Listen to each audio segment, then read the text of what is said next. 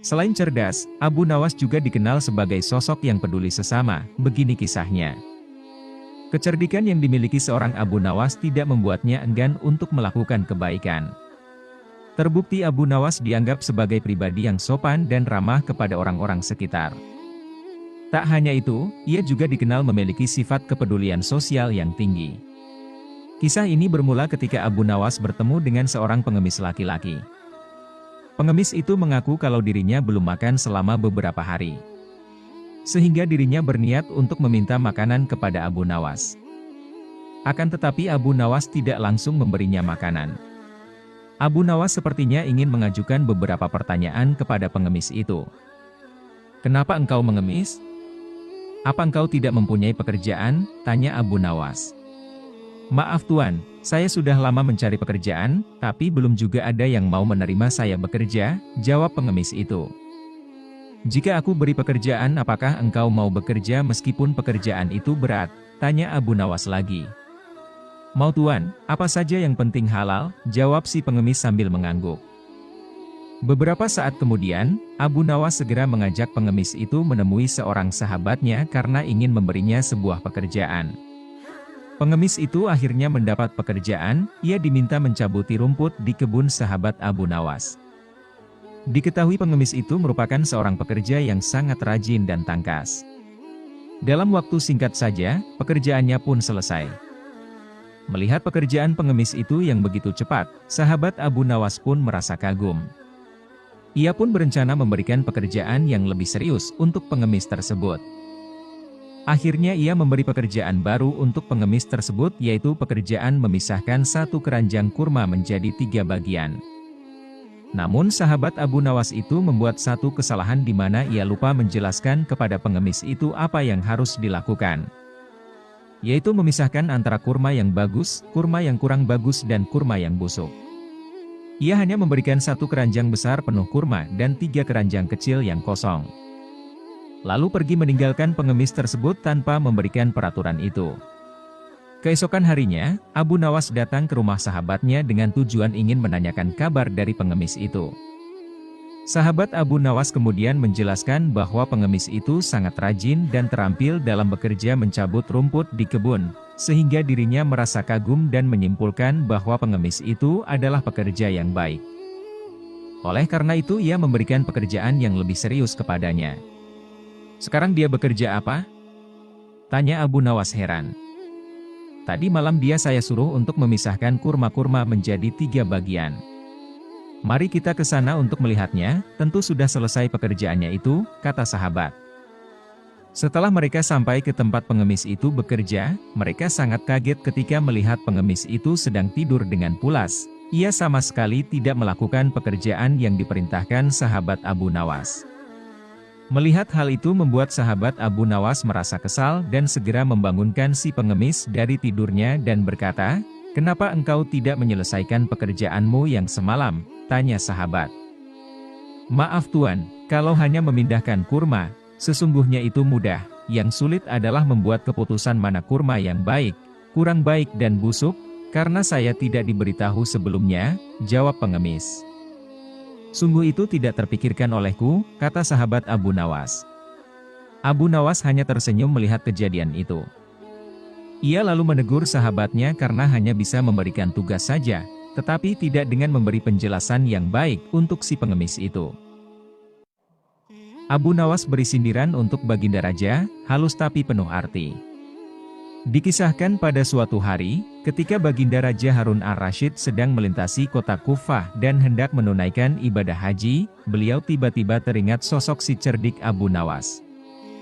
Dengan demikian, Baginda Raja Harun bermaksud untuk mendatangkan Abu Nawas, namun sebelumnya, Baginda Raja Harun berpesan kepada pengawalnya untuk memberi pakaian berwarna hitam dan celana panjang yang diletakkan di atas kepala Abu Nawas. Karena tidak mau membantah perintah rajanya, para pengawal itu bergegas mencari Abu Nawas.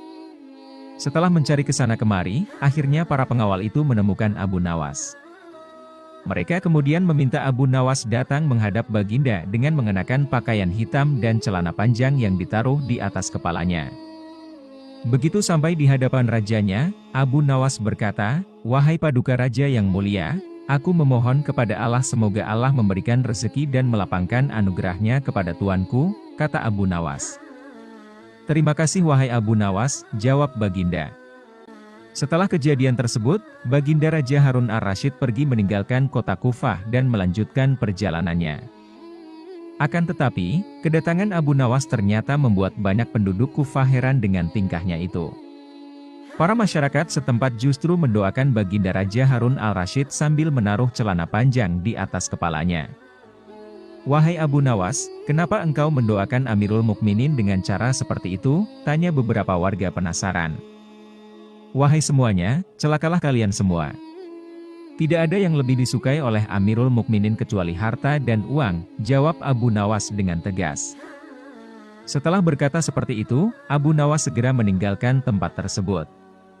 Akan tetapi, pada saat itu, rupanya ada seorang warga yang menggodok perkataan Abu Nawas itu dan melaporkannya kepada Baginda Raja. Begitu laporan tersebut sampai ke telinga Baginda, namun tak disangka-sangka, Baginda Raja justru berkata seperti ini, demi Allah, ia tidak berdusta, Abu Nawas berkata benar.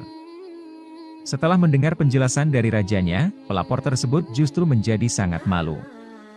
Karena apa sesungguhnya yang disampaikan Abu Nawas hanyalah sebuah kritik terhadap pemimpin negeri.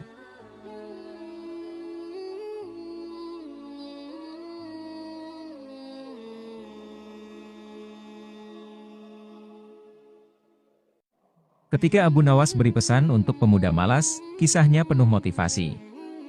Karena kondisi keuangan keluarga Abu Nawas sedang menipis, Abu Nawas berencana untuk menjual sebuah sandal di pasar. Seperti penjual lainnya, pagi itu Abu Nawas segera bergegas menuju pasar.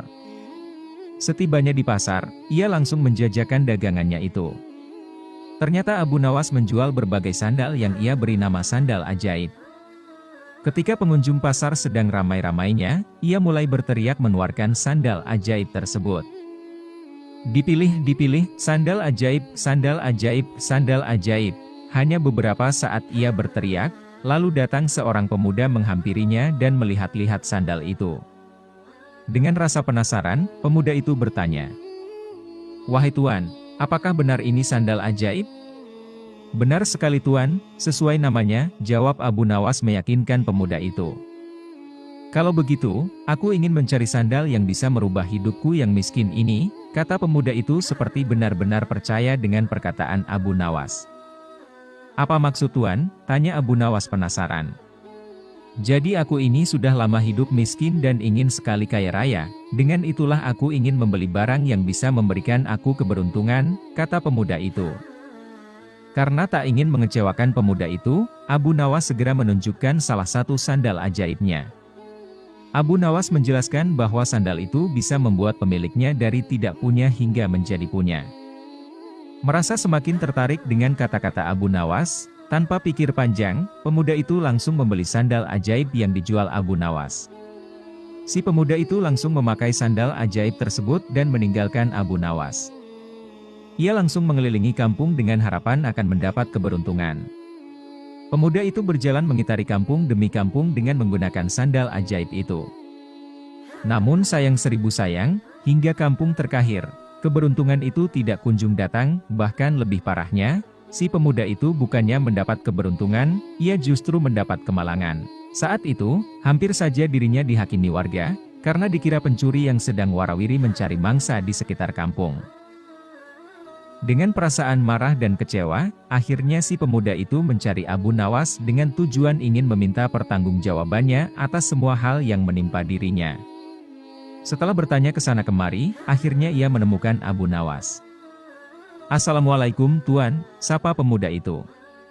"Waalaikumsalam, ternyata Tuan, bagaimana kabar Tuan?" tanya Abu Nawas dengan santainya. "Jadi aku datang untuk meminta pertanggungjawaban. Katanya aku telah mendapatkan kabar buruk. Aku tidak merasakan keberuntungan apa-apa setelah memakai sandal ini. Justru aku hampir saja mendapat celaka yaitu dihajar warga kampung gara-gara dikira pencuri. Padahal engkau sudah mengatakan jika sandal ini akan membawa keberuntungan kepada pemiliknya." "Mana buktinya?" protes pemuda itu dengan marahnya. "Waduh, Seingat aku, tidak pernah aku mengatakan seperti itu Tuan, sanggah Abu Nawas.